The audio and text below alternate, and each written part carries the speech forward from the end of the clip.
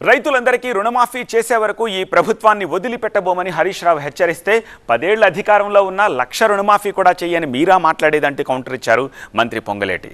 చూద్దాం. తెలంగాణలో ఇచ్చిన కేసీఆర్ నాయకత్వంలో ఎదిగిన బిడ్డలు మా టీఆర్ఎస్ కార్యకర్తలు ఈ రేవంత్ రెడ్డితో పోరాటం లెక్కన నీ కేసులో లెక్కన నువ్వు అనుకుంటున్నావేమో రేవంత్ రెడ్డి ఇది ఉద్యమాల గడ్డ, నేను ఇడిచిపెట్టాం, నీ మంత్రులను ఇడిచిపెట్టాం, నువ్వు చెప్పిన ప్రకారంగా 31,000 కోట్లు వడ్డీతో సహా 42 లక్షల మంది రైతులకు రుణమాఫీ చేసేదాకా నీ ఎంట పడుతుంది టీఆర్ఎస్ పార్టీ. మీరు అన్న ప్రకారం రుణమాఫీ చేయకపోతే మేము వదలం. ఏంది మీరు వదిలేది? మీకు ఎక్కడుంది నైతిక హక్కు? మాట్లాడే నైతిక హక్కు ఉందా ఈ ప్రభుత్వాన్ని గురించి?